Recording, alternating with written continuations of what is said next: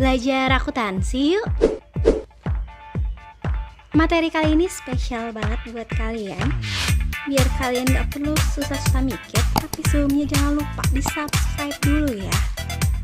Komen, like, dan share postingan aku kalau itu bermanfaat buat kamu. Yuk kita mulai. Assalamualaikum warahmatullahi wabarakatuh. Aku doakan teman-teman yang nonton YouTube channel aku hari ini sehat selalu, bahagia selalu, dan selalu diberkahi Allah SWT. Oke teman-teman, karena kemarin kita udah bahas tentang jurnal umum, kali ini kita akan bahas tentang buku besar. Jadi gimana caranya sih dari jurnal umum kita bagi lagi ke dalam buku besar. Jadi buku besar ini fungsinya sebagai pengklasifikasian. Jadi apa yang kita sudah catat di jurnal umum kita klasifikasikan berdasarkan nomor akun di buku besar. Nah sekarang kita buat yuk, dan aku bakal masukin filenya di Dropbox, jadi kalian bisa download dulu sebelum nonton video ini, jadi kita ngerjain bareng-bareng. Oke, langsung lanjut aja. Dan sebelum dimulai jangan lupa di subscribe dulu, like, komen, dan share jika postingan aku bermanfaat buat kalian. Oke, kita mulai, ayo. Oke teman-teman, kita lanjut. Di sini ada jurnal umum. Kemarin kita udah ngerjain bareng-bareng ya. Jadi buat kalian yang belum nonton jurnal umum, itu ada linknya di kanan atas tanda seru, diklik dulu, nonton dulu baru kita lanjutin. Jadi di sini udah ada jurnal umum beserta keterangannya. Di sini kita akan mengklasifikasikan akun menjadi buku besar. Nah, gimana cara kita mengklasifikasikan menjadi buku besar? Kita bisa dengan mudah mengklasifikasikannya melalui nomor ref. Jadi kemarin kita udah menentukan ya nomor ref 1.1 mulai dari kas sampai dengan beban 5.3. Nah, kita bakal dengan mudah membagi ini menjadi buku besar. Pertama di sini aku udah ngeklik akunnya di bagian atas. Jadi kita sortir dulu ya. Nah, pertama aku mau mensortir 1.1. Jadi setelah aku sortir ketahuan nih, oh ini akun yang digunakan di kas. Bisa kita copy ya. Kita akan copy ke buku besar kas. Jadi kita bisa tahu berapa sih sebenarnya saldo kas di PT Belajar Akuntansi. Nah, sebelum aku copy kayaknya sheetnya kurang, jadi aku bakal insert sheet dulu. Jadi kita insert dulu.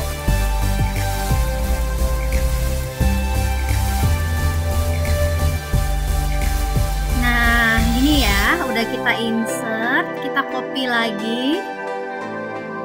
Jadi aku udah buat ini belangkonya ya. Jadi teman-teman download aja, nggak usah buat. Udah aku masukin ke Dropbox. Linknya ada di description ya. Terus debit kreditnya juga aku copy. Terus di totalnya aku buat rumus dulu ya teman-teman. Kita buat rumus dulu total kalau untuk debit. Jadi di total ditambah debit dikurang kredit, itu untuk akun-akun yang nilai positifnya berada di debit gitu ya. Nah, dapat deh, kita udah tahu nih ternyata selama bulan Januari saldo kas kita segini. Kita udah tahu nih, gak susah kan, tinggal di kopas doang.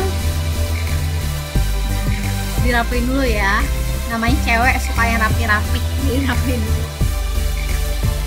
Oke, kita lanjut lagi. Kita mau masukkan ke jurnal piutang di buku besar piutang. Jadi kita samain tadi ya, kita pindahkan ke sortir kita di 1.2. Kita udah ketemu.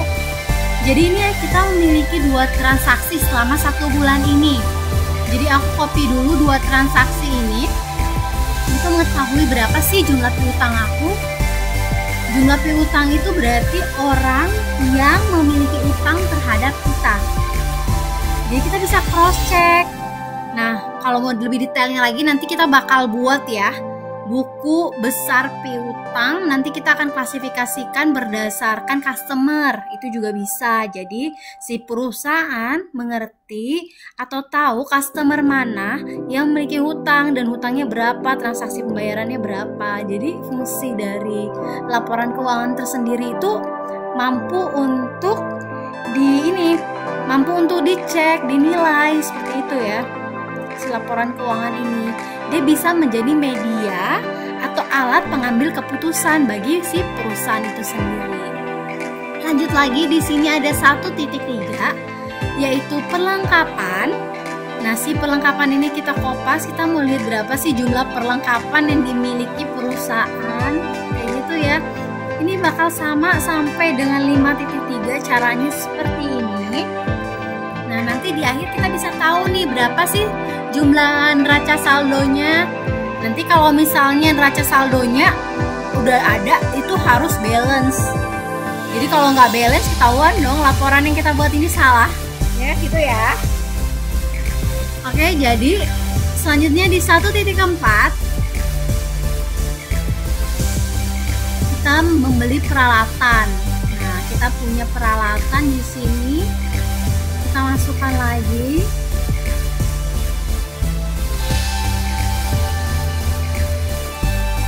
Oke, harus copy dulu.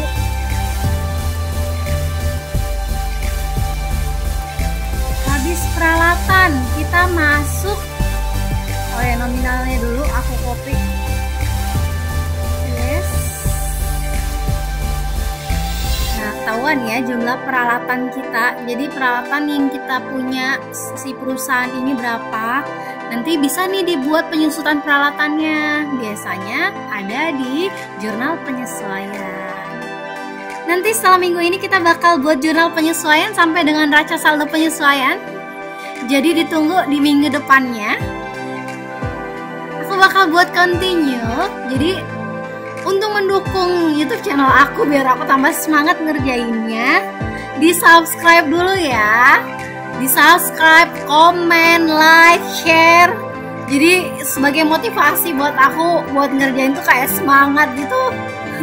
Meskipun banyak banget kegiatan, aku tetap memprioritaskan ini. Nah, di sini utang ya. Nah, kalau utang ini karena saldonya ini dikredit ya, saldo positifnya itu dikredit, maka rumusnya dibeda nih, total ditambah kredit dikurang debit, karena debit itu pembayaran. Itu. Oke, kita udah dapet. Selanjutnya modal juga sama.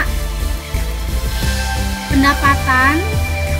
Nah, kalau beban enggak ya, privo juga enggak. Kalau privo dan beban sebenarnya sama ya. Ini sama-sama pengeluaran, beban, cuman privo itu pengambilan pribadi. Itu ya. Selanjutnya kita masuk ke modal. Berapa sih modal yang didapat si perusahaan ini? Modal awalnya misalnya 5.500.000. Kita masukkan ke modal. Tadi kan kita jurnal ya di awal itu kas pada modal, kas perlengkapan ya pada modal 5.500.000. Nah, kita udah dapet hasilnya.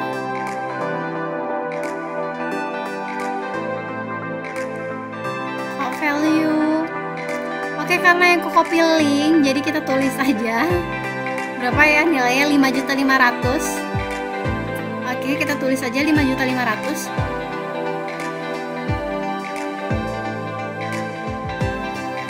Jadi mau mudahnya tuh pakai komputer Excel memang.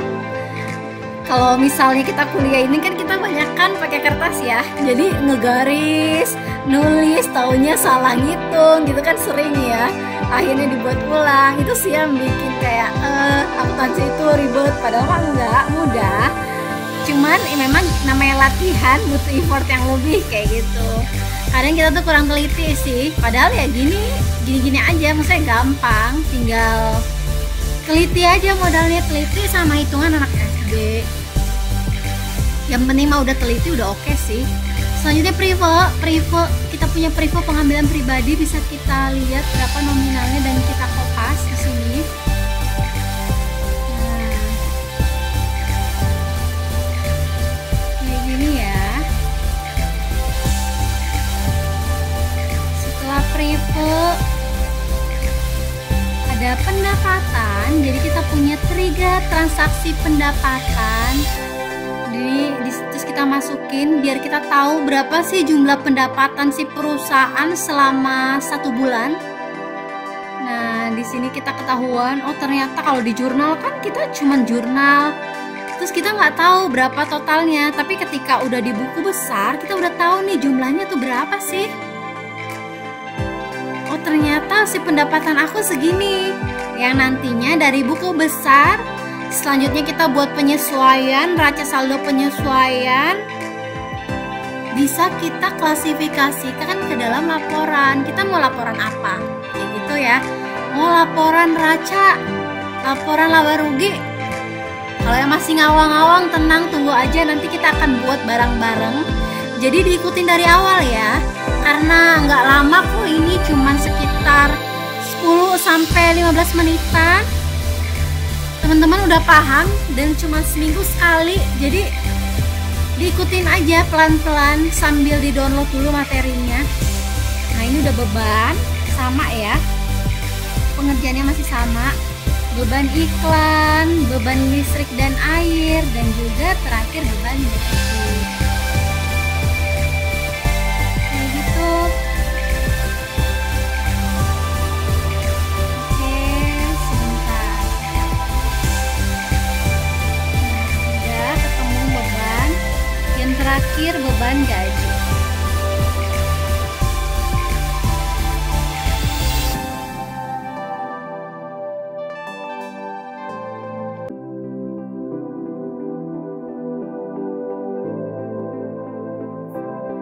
Oke, yang terakhir jadi segini kita udah buat nih. Buku besar kita udah jadi dan semudah ini membuat buku besar. Selanjutnya kita cek dulu nih masing-masing, mulai dari kas, totalnya segini, piutang, totalnya berapa, udah dicocokin dulu bener nggak sih jumlahnya masing-masing. Jadi yang namanya buat buku besar, buat laporan keuangan, jangan buru-buru teman-teman, pelan-pelan aja, dicekin satu-satu dulu, udah bener belum ya, jumlahnya diklasifikasi dulu, udah bener belum ya, pencatatannya gimana, dicek satu-satu, udah bener belum, udah bener. Nah, oke, dan yang terakhir udah benar. Nah, ketika kita ngecek satu-satu dan udah benar, kita bisa membuat neraca saldo. Neraca saldo ini fungsinya untuk menentukan nih, apakah si akun-akun yang tadi kita udah buat balance nggak sih? Balance itu artinya jumlah nominal di debit dan di kredit sama. Jadi yang namanya membuat laporan keuangan, dua sisi ini harus sama nih, debit kredit. Kalau masih salah atau tidak sama, berarti ada yang keliru, ada yang salah pencatatan, salah penjumlahan, seperti itu ya. Kalau misalnya realnya di lapangan ya, sebenarnya sekarang tuh udah nggak manual kayak gini lagi sih. Rata-rata semua perusahaan udah memiliki aplikasinya sendiri. Jadi teman-teman, intinya gini, untuk kalian orang akuntansi, kalian harus paham aja gitu alurnya gimana, udah paham, jago di bidang jurnal. Yang penting kalian udah ngerti gimana cara ngejurnal, itu tuh udah bisa pastinya, udah bisa ngerjain si laporan keuangannya. Karena ketika kita ngerti jurnal, kita udah paham nih ketika case-nya kok ada yang nggak balance nih, kita udah paham, oh kayak kurangnya di sini deh, di sini deh. Nanti bakal aku kasih deh tips-tips buat kalian ngerti, bisa langsung tahu gimana sih cara ngeanalisis akun ketika akunnya terlihat ada nggak balance, error, nanti di pertemuan selanjutnya. Nah sebelum kita lanjut, jangan lupa di subscribe dulu, like dulu, komen dulu, dan share postingan aku biar aku tambah semangat ngebagiin informasi-informasi terkait akuntansi. Nah udah ya. Selanjutnya di sini aku harus nulis nama-nama akunnya. Jadi akun apa aja sih yang tadi udah kita gunakan? Mulai dari cash, piutang, perlengkapan. Ini ya kalau anak akuntansi kayak nggak enak dilihat dikit aja langsung diubah. Piutang, perlengkapan, peralatan utang, modal. Jangan lupa ada prive ya. Jadi kita tambah satu sheet dulu, prive di 3.2. Oke, 3.2 prefer, 4.1 pendapatan, 5.1 beban iklan. Nah, harus dipastikan dulu nih, bener nggak ya? Jangan sampai salah. Harus teliti. Jadi inget, poin pertamanya harus teliti. Teliti tuh udah bagian dari sifat anak akuntansi kali ya. Beban gajian terakhir. Nah, selanjutnya kita copy nominalnya. Kita link aja teman-teman. Kalau kita ingat-ingat takutnya nanti kelupaan nolnya atau apalah gitu ya. Jadi kita copy aja.